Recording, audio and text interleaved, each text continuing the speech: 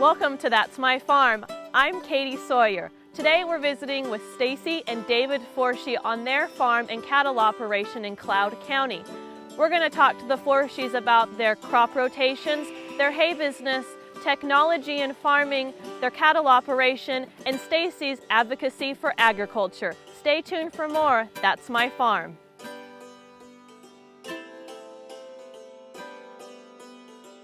Closed captioning brought to you by Kansas Soybean Commission.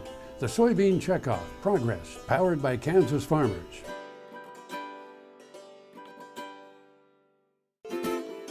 That's My Farm is brought to you in part by Tallgrass Commodities. Big enough to serve, small enough to care.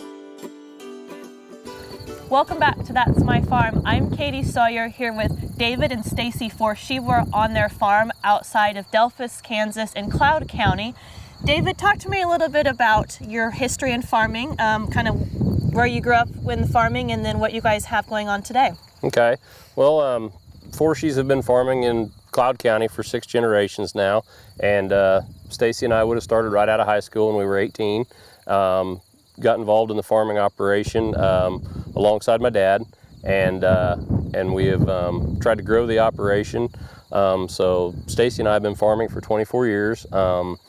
This would be, the farm we're on right now would be the first farm that we purchased in 1991, and I guess...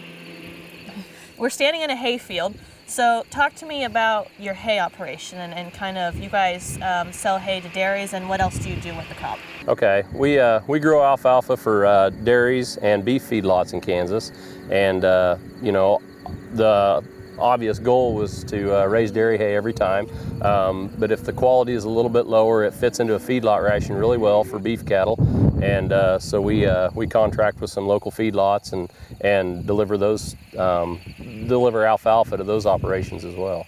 And what other aspects of the farm do you guys have here in Cloud County? As far as different crops we grow? Yeah. We grow wheat, alfalfa, and grain sorghum, and then forage sorghum for the cattle are our 4 main crops right now. The last few years we haven't planted any corn or soybeans. We've been focused mainly on grain sorghum and alfalfa and wheat. And because those are also feed rations, do those go predominantly to the backgrounding lot you guys have, or are those sold on the market to someone else? As far as the grain sorghums, we probably feed about half of what we raise on a normal year, and as far as grain, and then all the forage sorghums basically are fed through our own cattle, and then the alfalfa is mostly marketed. We actually don't feed as much of our alfalfa as what we raise. Now you guys have 3 children, so you are 6th generation, hope to maybe have a 7th. What do you guys see as far as the future of your farm? Do you see expansion, or do you want to kind of continue what you guys have and just improve upon practices? Probably, it looks like right now just continue on the way we are, maybe improve efficiency, and then if we do have a son or daughter come back to farm, which it looks like we probably will as of now, we'll hopefully expand the operation to fit them. Wonderful. Stay tuned for more on That's My Farm.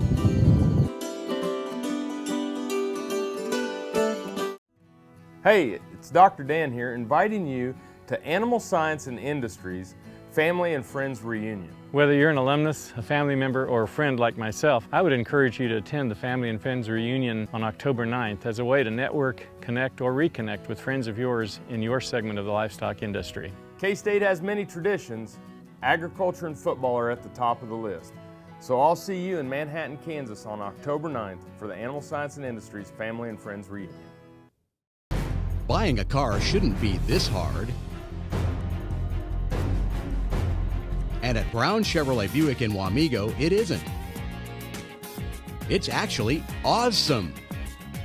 Whether you want a new or used car or truck, Toby's team can make the deal. Even if you want to custom order a new car or truck, Toby's team can make the deal. See Toby's team at Brown Chevrolet Buick in Wamego. We're awesome. Tallgrass Commodities offers producers bulk commodities at a reasonable price with reliable service throughout the whole Midwest. To find out more about Tallgrass Commodities, visit tallgrass.us or call 785-494-8484. Next time you see a beautiful field of corn, reach out and thank the farmers who work tirelessly to raise corn for livestock feed, renewable fuels, and exports to feed a growing world population. The farmers on the Kansas Corn Commission work for Kansas Corn with grower-funded checkoff dollars that support foreign and domestic market development, research, promotion, and education to expand opportunities for Kansas farmers. To learn more, visit kscorn.com. To see this show and past episodes of Ag AM in Kansas, go online to agamnkansas.com. That's My Farm is brought to you in part by Tallgrass Commodities, big enough to serve, small enough to care. Welcome back to That's My Farm. I'm Katie Sawyer here with Stacey Forshee, one of her pastures out in Cloud County, Kansas. Stacey, talk to me about your cattle. We're standing in a pasture with your cow herd in the background. So you guys calve both in the spring and the fall. So describe your cow herd, the genetics involved, and kind of the whole cattle production for you guys. All right. Well, we do. We have two different calving times. We're primarily in the spring, but we do have a small fall herd. And we do have a Sim Angus cross type animals in our herd, and we go for a lot of good genetics of producing that great end beef for the consumer. That's absolutely our priority for producing beef. So, and back at home you guys have a small backgrounding yard. You background not only your own, but sounds like you do some custom backgrounding as well. Can you give me kind of an idea of what goes into that process? Sure. We actually do. We background our own to about 800-900 pounds. It just kind of depends on whether we have a contract from some buyers, that kind of thing. And then we also have some area farmers that either buy sale barn type cattle that we background for, or we background their own cattle. So a lot of the things that we do use though for the feed, we do grow in our fields. We'll grow sorghum silage or corn silage, whatever it might be. Milo as well. We'll do grain. And that's great at controlling input costs, because in cattle it's all about controlling cost. So how has that helped you guys manage the costs, especially as cattle have just gotten so expensive? Yeah, no, it's been huge about being able to, like for instance, the folks that we do background for, we're able to give them, a price of, per head, per day, what it's going to cost to do that. And they can make decisions, on that as well. And it, it helps us too to be able to control, we know what we're growing, we know what we can handle in terms of, maybe other customers too. So it is, it's really great. And also it kind of depends on what the price of like the distillers grains are based on, what other kinds of proteins and that, that we might use in our feed rations. Animal care and how you care for your animals, both sick and healthy, has been in the headlines continuously for the past couple of years. Talk to me about your animal care. Do you guys use antibiotics? Do you vaccinate cattle? What all goes into the growing process for you guys? Of course, yes, we do. We have a vaccination program that we are, very diligent on. We totally believe in it and feel like it makes such a difference. The health of the animal is our utmost concern. And also if an animal does need an antibiotic, of course, for its health, for it to feel good, we do administer antibiotics when needed. So, we work with our veterinarian very closely. It's just a very, it's important to us morally, but it's also, we do not want to overuse antibiotics because it's also very expensive. So, there's also, there's two sides to that kind of a treatment. Wonderful. Thank you for sharing with us. And stay tuned for more on That's My Farm.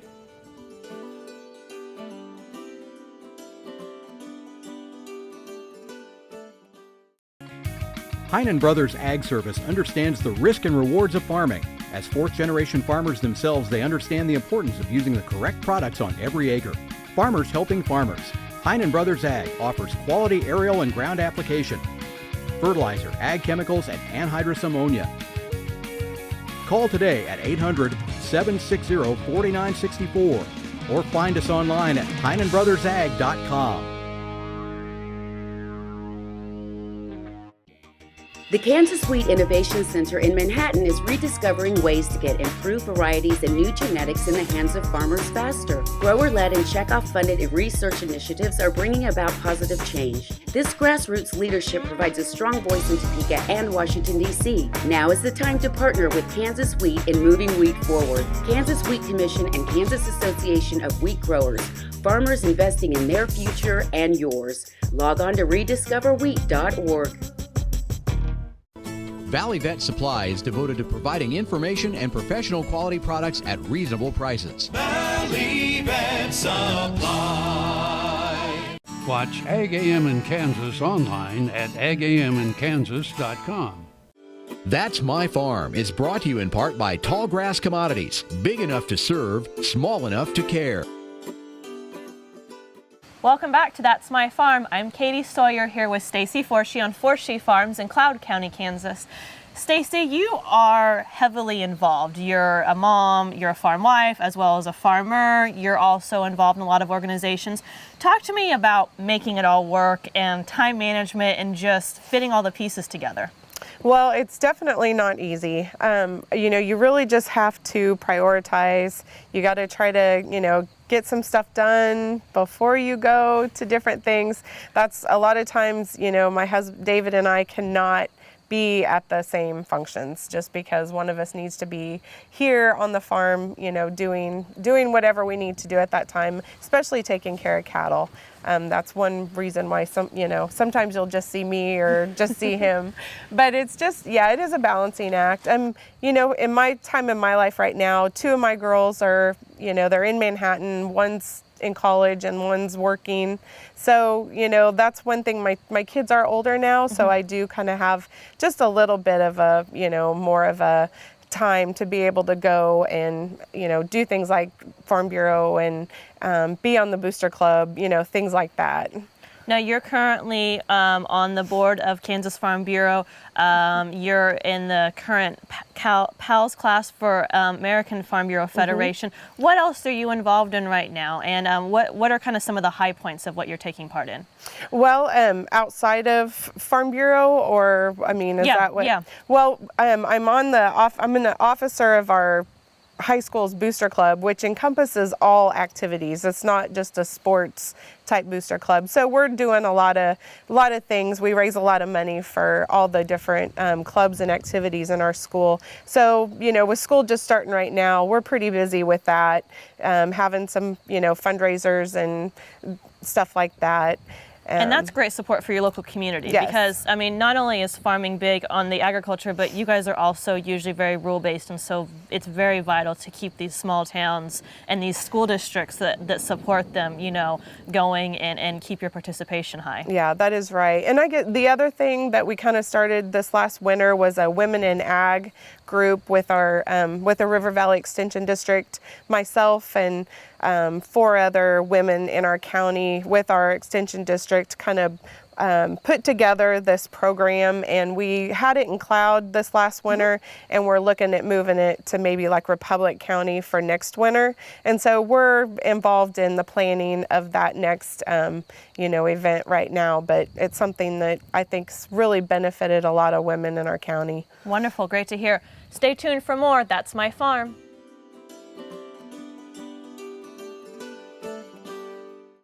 Soil is the life of a farm, and for 25 years, SureCrop Liquid Crop Nutrition has helped growers produce abundant quality crops while preserving and improving the soils they steward. SureCrop offers complete soil and plant analysis with cropping recommendations, delivery direct to your on-farm storage, and quality crop nutrition custom blended for your field. Choose SureCrop for the assurance of excellence for your soil. Call today or visit their website for more information. Tallgrass Commodities offers producers bulk commodities at a reasonable price with reliable service throughout the whole Midwest. To find out more about tallgrass commodities, visit tallgrass.us or call 785-494-8484. That's My Farm is brought to you in part by Tallgrass Commodities, big enough to serve, small enough to care. Welcome back to That's My Farm. I'm Katie Sawyer here with David and Stacey Forshee on their farm in Cloud County, Kansas. David, we were just in one of your hay fields, and talk to me about technology, and specifically technology in your crops, because alfalfa now is Roundup ready, or can be purchased as Roundup ready. So how has that changed your guys' production and some of your farming techniques? Well, it's allowed us to plant some alfalfa on some acres that before we were having to use some more extreme chemicals, some more pricier chemicals, to control weeds, especially pig weeds. Palmer amaranth is beginning to be a big problem. As probably you can see in the last pictures that we were in that hayfield. It is actually an old field when Roundup Ready alfalfa was not allowed. So anyway, there's no way to control the pig weeds in it. Outside of using some chemicals, it's really damaging to the crops or to the alfalfa itself.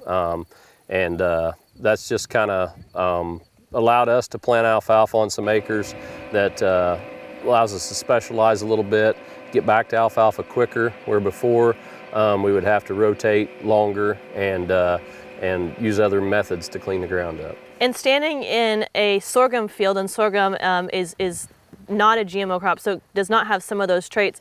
How does that impact you and some of your farming practices in terms of being able to control for weeds and other elements? Well, sorghum, you're more limited on the chemicals that you can use. We do have some chemicals out there.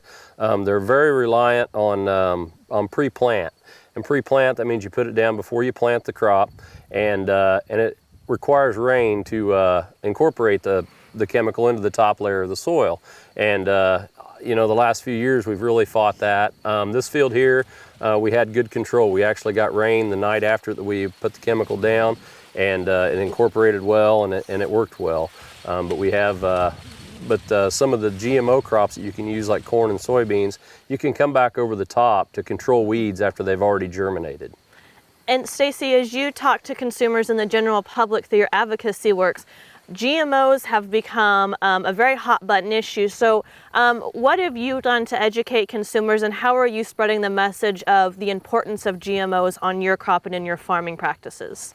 Well, I mean, just trying to talk to the consumers about how, you know, it's an important thing for farmers to be able to use, because we don't have to use less, you know, we can use less pesticides, we can use less herbicides on those, you know, types of crops. So it's very important to them and to us. We've got completely their best interest, you know, at heart. But being, you know, the words genetically modified is a very scary, you know, term for people. And, you know, we understand those concerns, but there's just no, you know, absolute evidence that, you know, those things are hurting us in our foods. And so just trying to work with consumers and getting more, you know, answering questions and just trying to get the word out to educate folks about what they're eating. And David, as we take this back to the cattle side of things, does that impact or have any decisions in feeding cattle? Because I know you guys probably use a lot of the crops you're growing as the inputs for your cattle. So does that play a difference one way or another? No, it does not. Right now, you know, we're not selling in any markets like that. There's plenty of demand for normal beef, and you know, we butcher our own beef. Or we hire it butchered, I should say. But anyway, we do eat our own beef, and yes, it would consume. They do consume some GMO crops. The Roundup Ready alfalfa. There'd be like Roundup Ready corn in the ethanol byproducts that we feed, and you know, taste and flavor is still great, and we've been doing it for a lot of years now, and you know, it's just safe and good. And that probably further helps you control the input costs on those cattle, because the GMO crops are just so much more efficient when you talked about the ability to control for different factors that you can't do when you don't have those Roundup Ready protections built into the plants. That's correct. And I mean, not just plant protection things such as crop chemicals, insecticides, pesticides, that kind of stuff that are already bred into the crop through GMO techniques. They also are working on drought ready, drought tolerance, and if they can speed that along a few years, we can conserve water and make adequate feed supplies more readily available. Wonderful. Thank you guys, and join us for more on That's My Farm.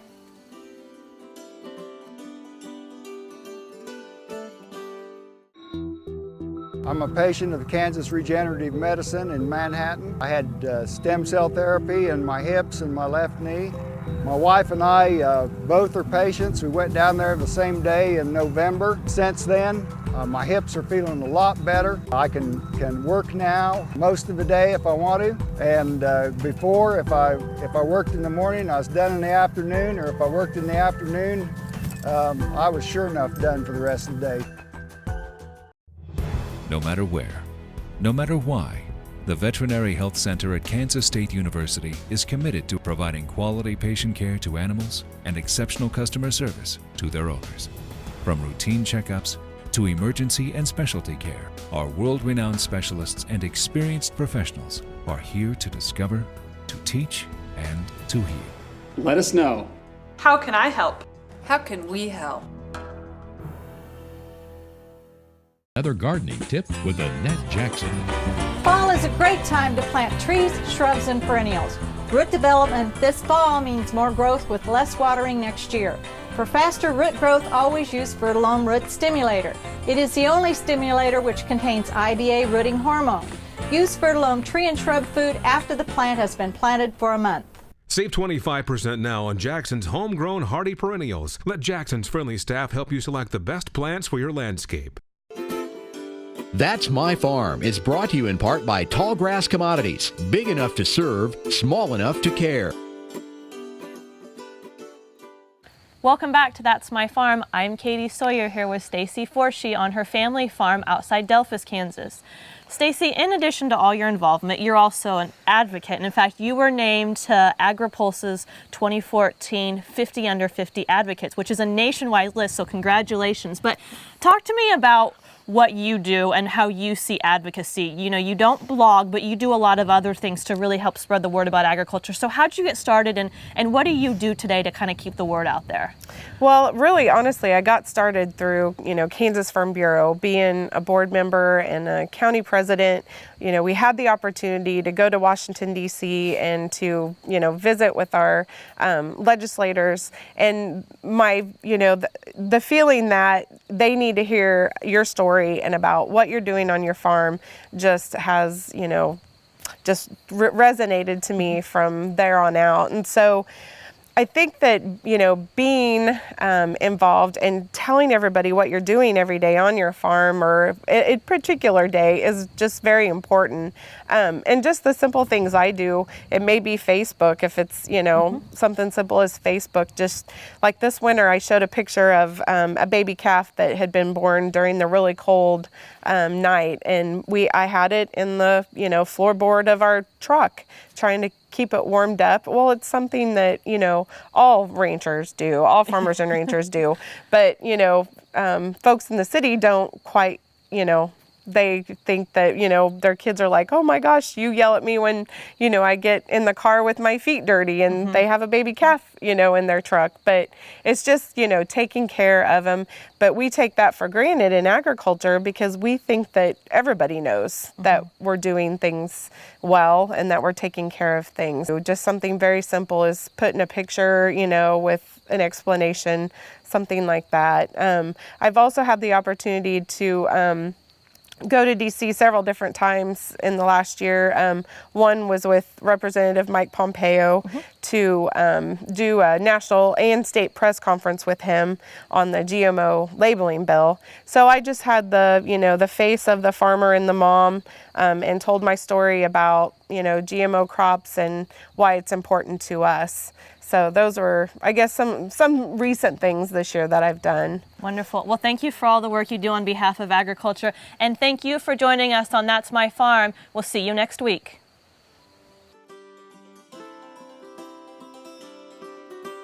Closed captioning brought to you by Kansas Soybean Commission. The Soybean Checkoff Progress, powered by Kansas farmers.